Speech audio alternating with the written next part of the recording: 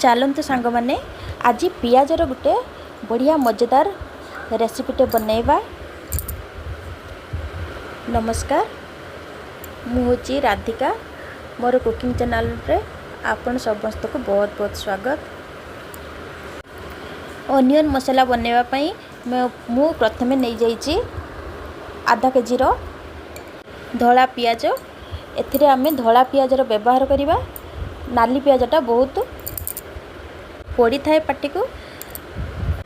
एबे गोटे कढ़ाई नहीं जाइए, एथिरे मु 3 चम्मच बड़ चम्मच रे रिफाइंड ऑयल नहीं नबा।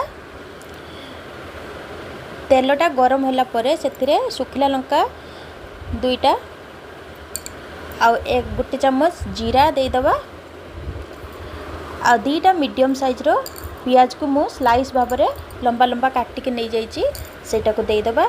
आ सेथिरे आमे पियाज भाजीबा समय रे सेथिरे लूणटा को दे दबा। लूणटा को एई समय रे देले लूणटा पियाज भी भलिकी माने रेड कलर भी हो जिवो आ तरकारी स्वादटा भी बढ़ी जिवो। सेति पई मु जत्ते बेले भी तरकारी बनाए सेते बेले मु पियाज रे लूण दे दिए। आ एथिरे दे दबा 7-8 कला रसुण जहाँ को मु छड़े की नहीं जाइए। आउ सेथिरे 7-8टा जो कड़ी पत्ता ताको दे दबा, जो भुरसंगा पत्र आमे कहूचे। आउ अदा रसुण छेचा 1 चम्मच करीब ताको भी दे दबा। आउ याको भल से मिसेबा।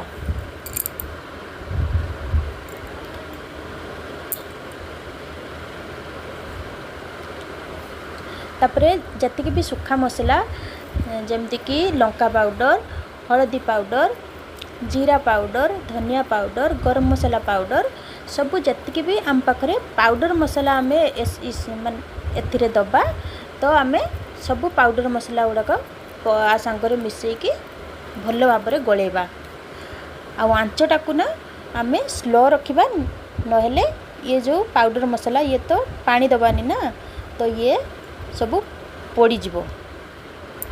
आ एथिरे मु गुटे सीक्रेट मसलार व्यवहार करुची, जो थी कि मु नहीं जाइए काजू 10-12टी आ 2 चम्मच मगजर दाना जेटा तरभुजर मंजी सेटा को बाटिकी पूरा पेस्ट कर देइची। आ 2-3टा बिलाती को ता संगर मिसई कि मु ग्राइंडिंग कर देइची।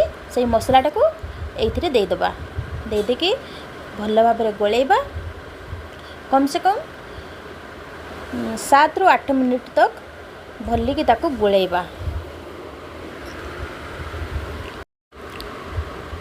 ताको आमे चलेबा 2-3 मिनिट थरे ताको मिक्स करिबा, नहेले मसलाटा तळु लागी जिवो। काहेकि ना हमर जो काजू और मगज नैचे सेटा बहुत जल्दी करे रे लागी जाई थाए। या परे आमे एई टाइम रे 2-4टा कंचा लंका को मझिरु काटिक नहीं जिमु सेटा को पके दबा। आउ जो पियाज गुड़ा जो 5 मिनिट पर्यंत जो बॉयल करके नहीं सेटा को भी सेथिरे ऐड कर दबा। आउ एथिरे मु टेस्ट पई नैची पनीर 250 ग्राम ताको भी सेथिरे दे दबा। आउ एथिरे किछि मटर नैची मटर को भी एथिरे दे दबा। तापरे ताको भल से गुळेई दबा। जदि मोर चैनल को सब्सक्राइब करि नाहंती ताहले सब्सक्राइब कर दियंतु आ बेल आइकन को दबाई दियंतु। आ मोर जो भी वीडियो आपन को भल लागिवो फ्रेंड मान को संगरे शेयर कर दियंतु।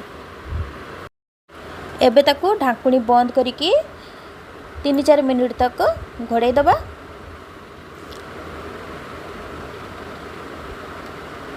दी 3 मिनिट आमे ताको बार बार ढाकुणी खोली गुड़ाउथिबा, नहेले तळु लागी जिवो। काहेकि ना हमर जो काजू और मगज तरकारी रे देइचे ना सेटा बहुत जल्दी कढ़ाई रे लागी जाय थाए।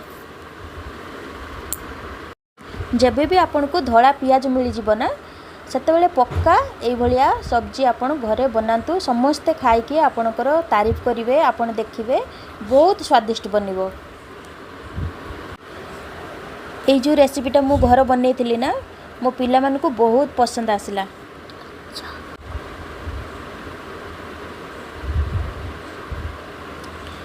एबे हमर सब्जी बनी गलानी।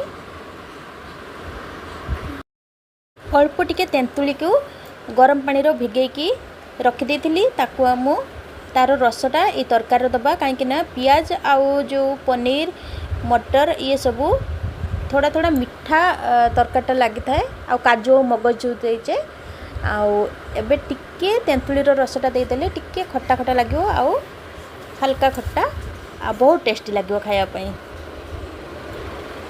एथि ना टिके से तेंतुली रसटा को मुदेदेवी दे सारा पर ताकू भलसे गोलेकी पुणी आउ थे ढापुणी बंद करके रखिदबा ये भाया कले जो तेंतुली रसटा तरकार भल भाव मिसीज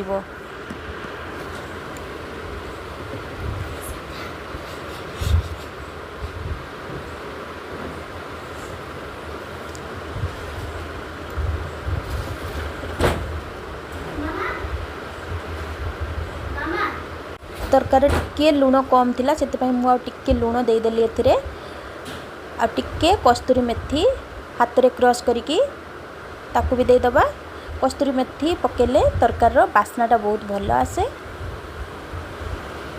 आपन जदि गरम भात रे खाइबा को चाहउछंती ताहले एतिकी ग्रेवी ठीक अछि आ जदि रोटी रे खाइबा को चाहिबे ताहले यार पानीटा आउ टिके सुखे देबे मु एबे एथिरे गरम मसाला टिके दे दीची तापर टिके धनिया पत्र दे दबा आ गैस रो फ्लेम टाको ऑफ कर दबा एबे हमरो पियाज तरकारी बनिकी रेडी हो जाइछि